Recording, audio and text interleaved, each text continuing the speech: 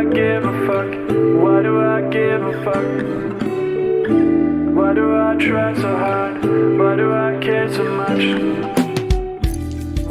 Welcome to Why Do I Give a Fuck? A cross-cultural conversation between myself, Deanne Tate, and Johanna Thompson. In these times of great struggle and possible shift, we ask ourselves, why do we give a fuck about any of it? How does the lens we see the world through impact what we see? And what do we do about it? Yeah, so I want to deep dive into this conversation about what's happening with DEI and the Trump administration and what the plans had been for Project 2025. Yeah. And for me, it really relates to like creating, as we were just saying, a white nation. Because the dog whistling and calling in and targeting DEI, that's diversity, equity, and inclusion. And there's a component about accessibility that was in the executive order, which I'll kind of like go over in a second. But yeah, like this targeting of DEI previous to any of the electoral process, there was the conversation, a couple years back about woke and who's woke and who's not woke. And when we refer to woke, meaning that I'm just going to define it very simply, is being aware of the impacts of white supremacy and capitalism. Yeah. That's the way that I want to define what woke is. That's how Regardless of how you fall under Yeah. the spectrum, how you identify, it is being aware of the impacts of white supremacy and capitalism. Boom. So be woke, don't be woke, whatever. Yeah. There's impacts and the impacts are there. And so now with Trump administration and being the face of this Project 2025 and rolling out what looks like a white nation, there's this conversation about DEI and then the targeting of DEI. What is the benefits of that to the North Star of Project 2025?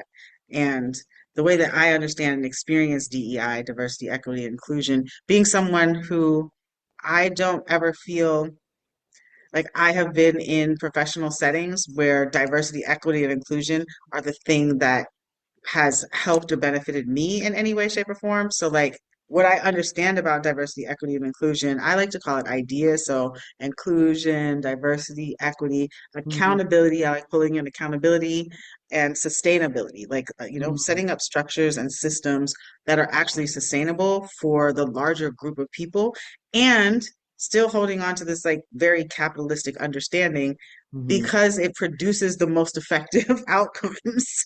So, like, that's how I understand diversity, equity, inclusion, or ideas. I experience and know and train and have conversations about the benefits of it actually expanding the bottom line because now you have more possibilities of pathways of being able to reach whatever North Star. You have more experience, you have more things to analyze. It's just like research. When you have a larger target, a larger um, research demographic, you can come up with better outcomes or even the things in your hypothesis that do fail is a solution to something else that you might not have been thinking about. And so the more experience and the more inclusion and the more diversity of understanding and thought you have, the more reasoning, the stronger the analysis can be for the best outcomes. And so that's how I understand DEI.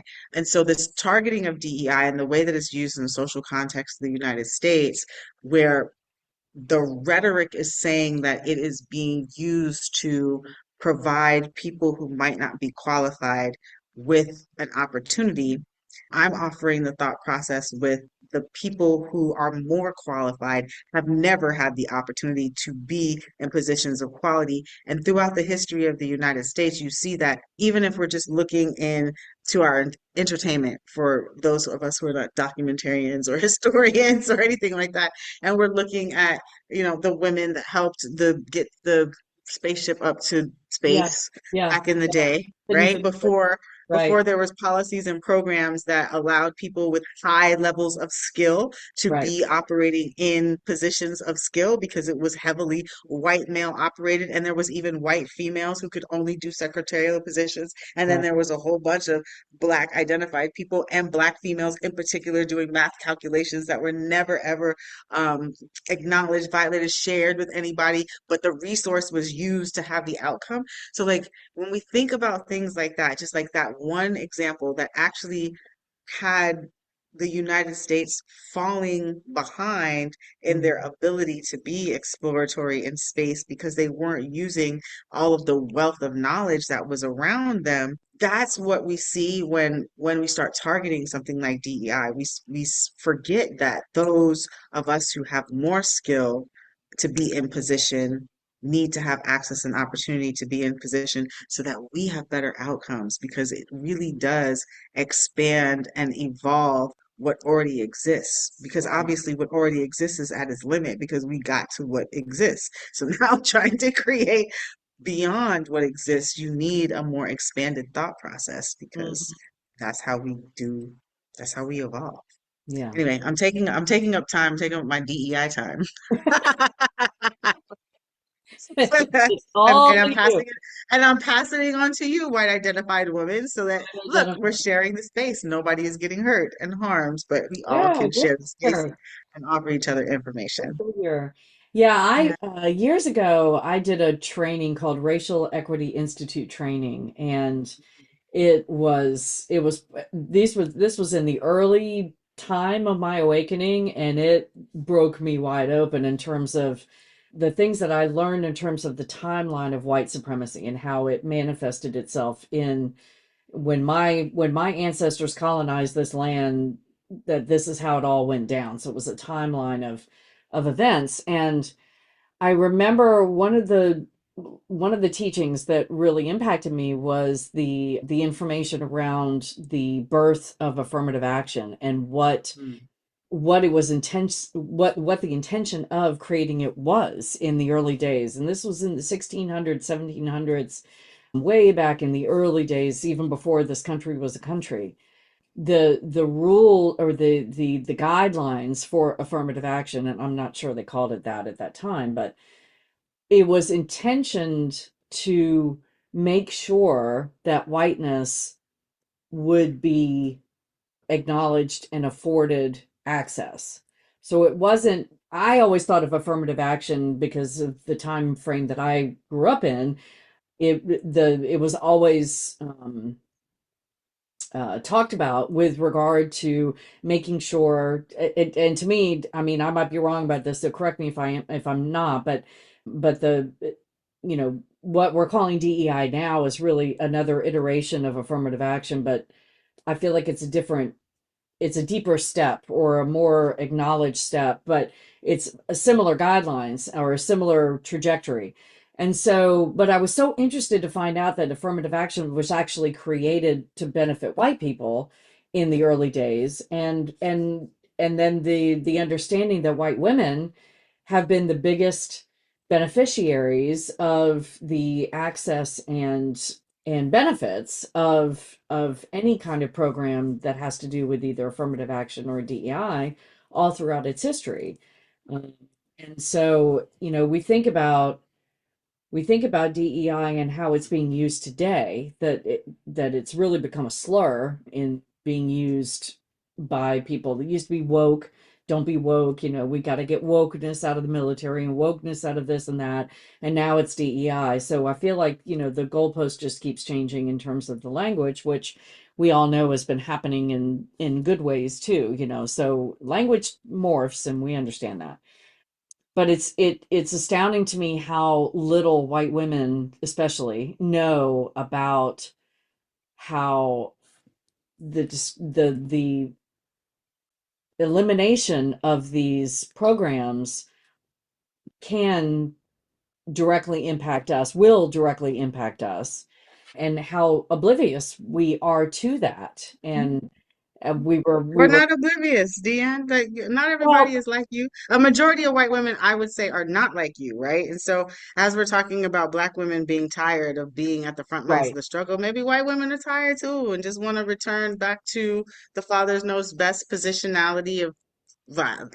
I'm just going to keep it real, being pregnant, because that's what you're going Yeah, to be able to do, right? In right. helping to increase the white nation is be pregnant. You don't Is need the to be going to work, be pregnant and be protected. And that's enough. But maybe people are tired and are excited about returning to that level of maybe, reality. maybe, You know, right, because maybe. that's what you basically signed up for. And that being the case, then that's what I'm so I'm just always so curious about this. I'm not curious. I'm not curious because I understand I understand white supremacy. But Yes. I- but I'm like the psychology of needing this level of domination, power, and position. Hmm. It's just that's a place that I just never am going to be able to access Right. an understanding about. Because there's actually enough resources to go around. We are reducing our resources, but there's enough resources to go around, and limited thinking is so limiting. Why would you want to exist in that?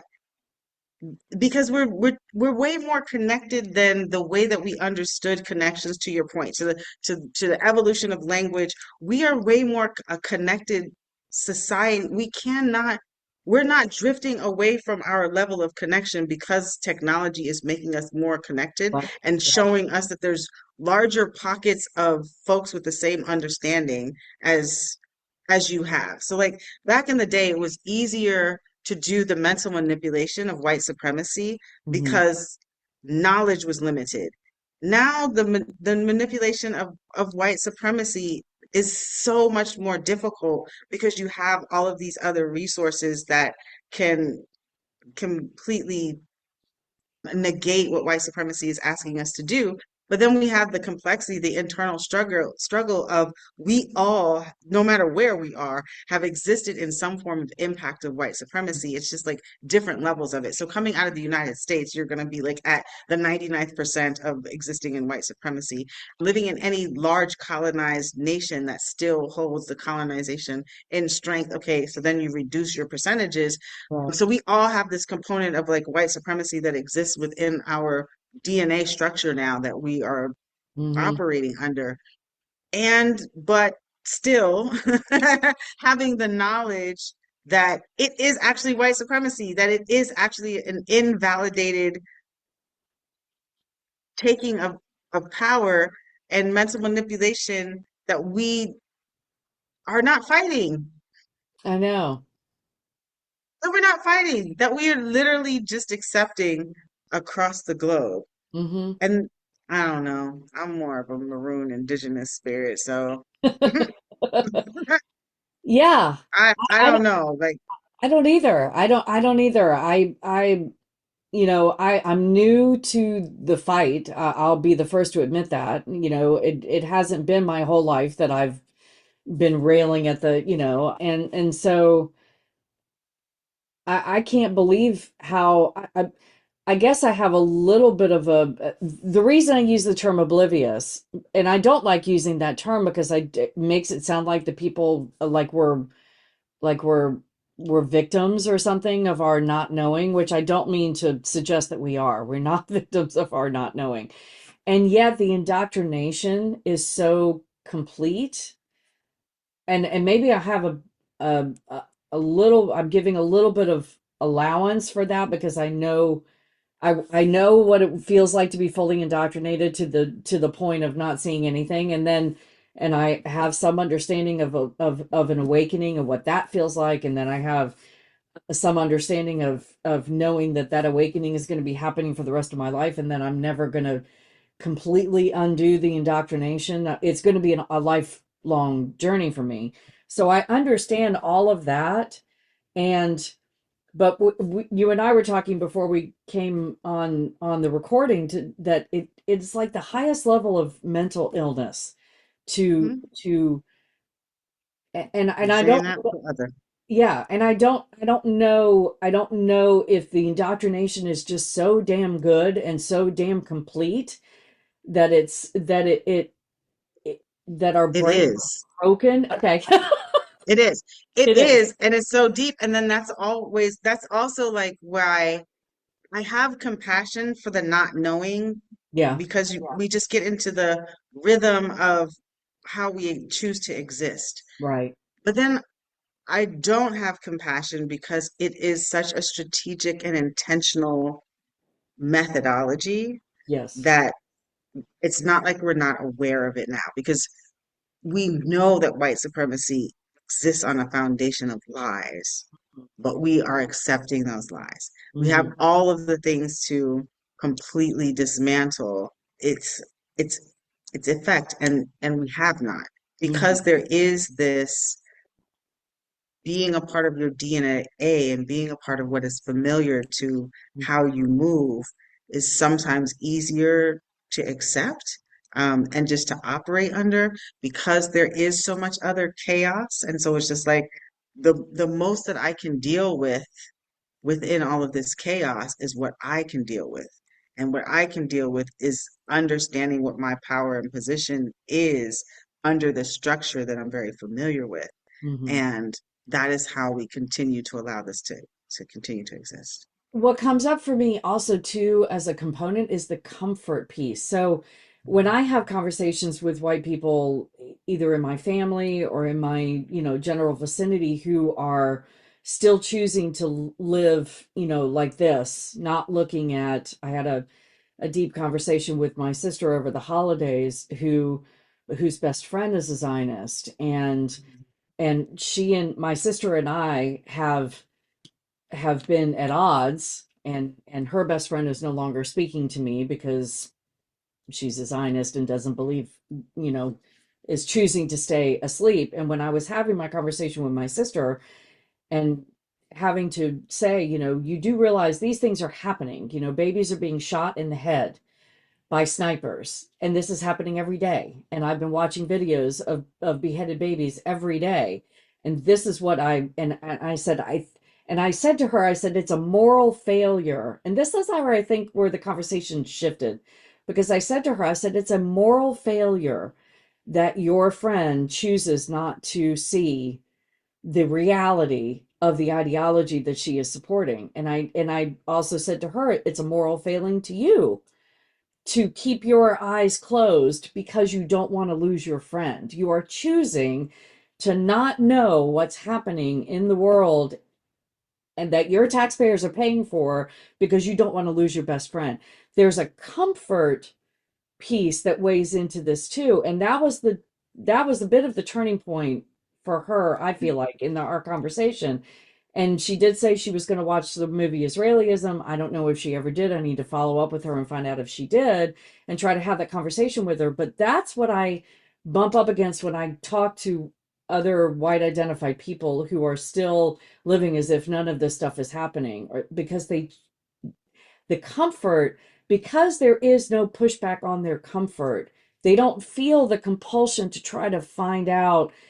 Mhm. There are people out there that will say that all of these white people are they're just idiots, or they're horrible people because they don't want to see. And I hear that and I totally understand that, but I also feel like there's another iteration, that it's not just horrible people who choose not to see. There's a comfort level somewhere in there that feeds that indoctrination and that compulsion to stay asleep, because Mhm. to go out of that comfort feels terrifying. And we were talking before about how whiteness doesn't have the skill set to know how to navigate a Mhm. discomfort world, and so Mhm. all of those things I think weigh in. I'm not making excuses for anybody. I'm only just offering the No, that's real. because it boggles my mind too, as a person who was completely asleep, woke up a little bit, woke up a little bit, woke up a little bit, and will continue to wake up. It's like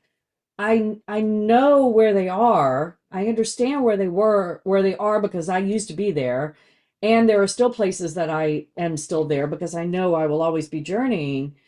and how to break that shell. And that's why you and I have talked before about how the conversations, when you have conversations with white identified people about this, it looks very different than when I have the Different. conversations, because I feel like I need to do this, I need to shake them. I need to shock them into something to break that comfort hold. And I don't think that works the same for you or anybody that's non-white to try to have those dialogues, because then the fragility comes up and everything gets violent. So yeah, I don't know what my point of all of that was, but it's just stuff that rolls around in my head as I try to have these conversations with other white identified folks. Yeah, no, because it's going to be critical to continue to have these conversations. This is a part of DEI, right? You Yeah, can talk into your in group yeah, and be creating this kind of whirlpool of like fanaticism, really, right? Or you can talk to your in group and say, curious about this other in group and what it is that they're thinking and how the impacts are on them, and check in with this group and what are the intersections across these groups. That's what DEI lends for us. And if we don't have access to the minds and the thought processes of other experiences, then mhm, it's really it's just there's no benefit. Like you lose. You do lose from that. You lose from it from an economic perspective. You lose from it from a social perspective. You lose from it from a health perspective, right? right. Because we don't exist as the same beings. We are all humans, but we have different experiences. We have, our blood is the same and our DNA is human DNA, Mhm, but our experiences and the way that manifests itself is completely and totally different. yeah. And that, DEI allows the opportunity for us to explore that and again, come up with solutions that are beneficial to everyone. So it's a mind trickery.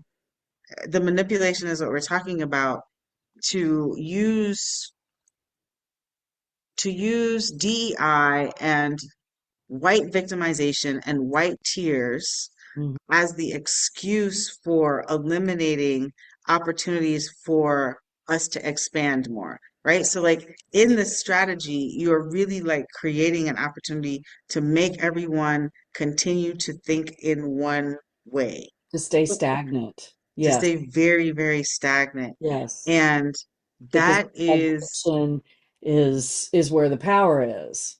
Yeah. hmm And that's what propaganda looks like, y'all. That's what like marketing and branding, like our existence definitely comes from narrative storytelling and marketing and propagandizing Right. our minds and more access to being able to do that, right? Because now technology is helping to manipulate our own minds. I'm sorry, I'm talking slow, but I'm trying to get the thought out.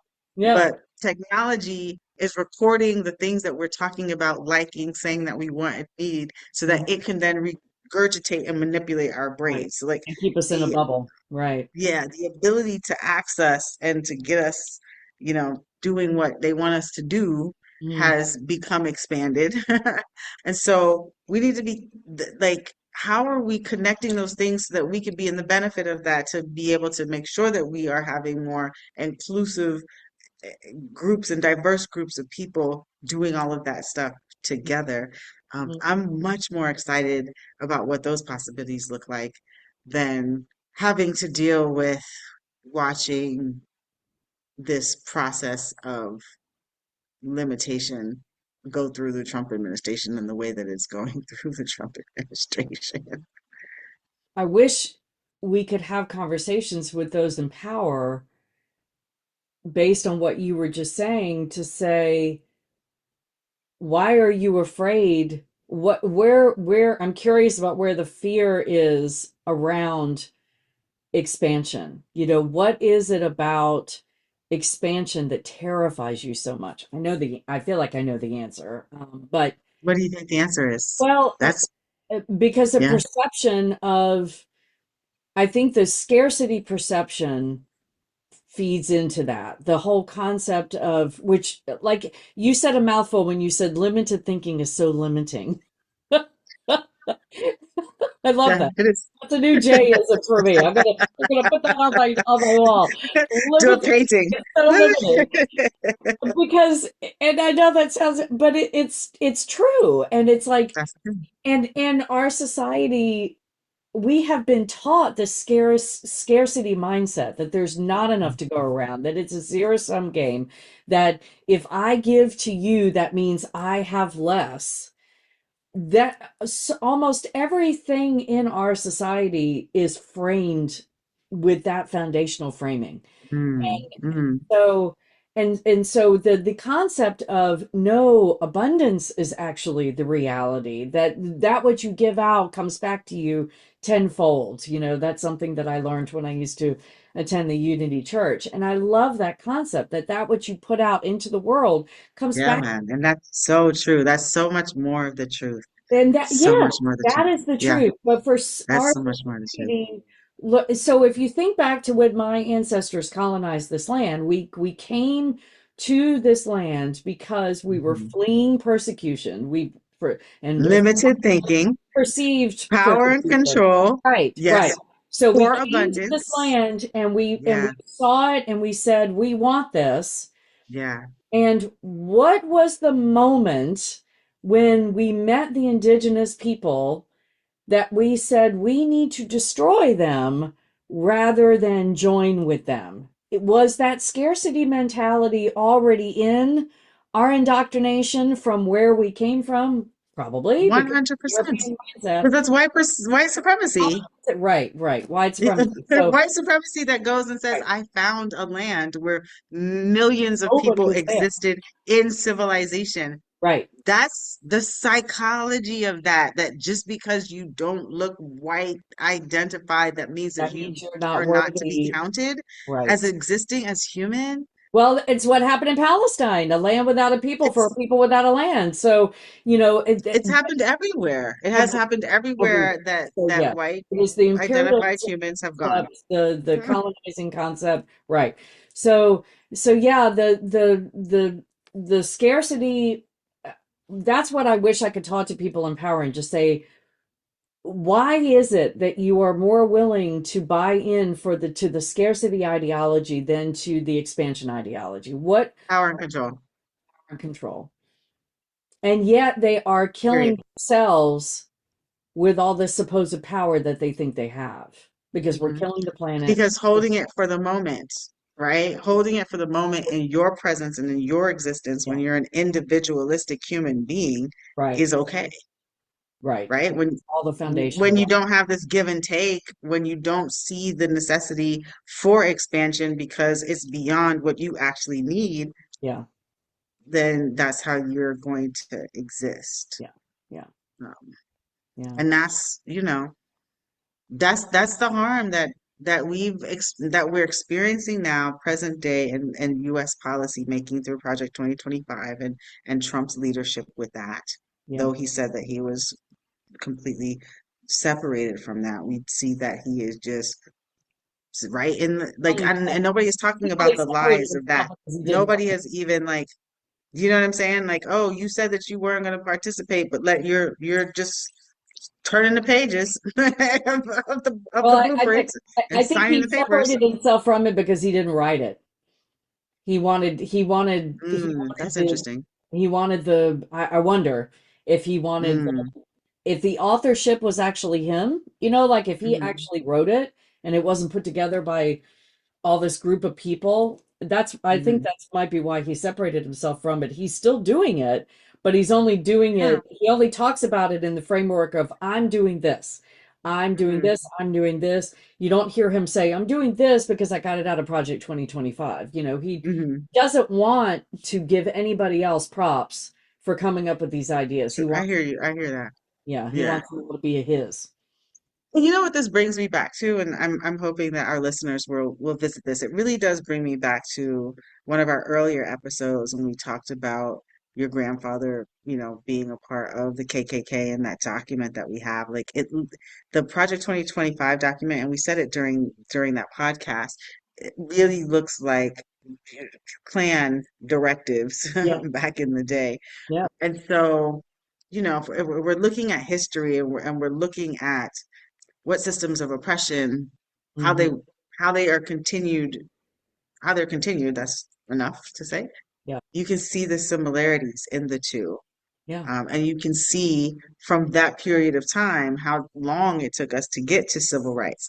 I wanted to go back to affirmative action Mm. and DEI because there was like the distinction. What I the focus of affirmative action more was placed alongside the civil rights movement. So it really was a story narrative that expanded to a larger demographic of people, but it really got centered into Blackness and Black people being able to have the access where there was a lack of access in the history of the United States for a long period of time.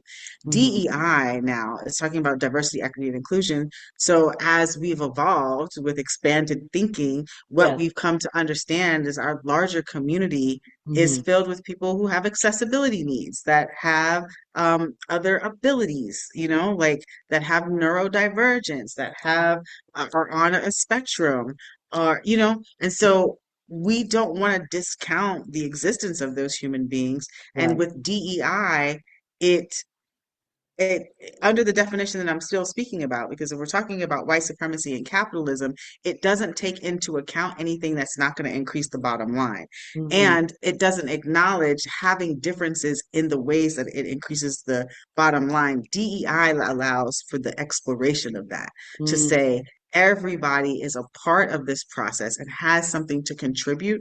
And we need to understand the contributions of those people to this process so that we can make sure that we are having better outcomes. So, affirmative action, really having the narrative around accessibility for Blackness and also women, the gender conversation. So it was very racial and gender Hmm. positioned when we're talking about affirmative action. And in this space now, in our present day, because there has been advances Hmm. with expanded thinking in those two areas, we're also now able to think about all of the other identities and all the other accessibility needs and all the other ability needs that people have. Ageism, as our population is becoming older, does that mean then healthcare has improved? Does that mean that we can shift the age of retirement because people are healthier for longer periods so it's like things like that DEI allows us to really think about and explore as we're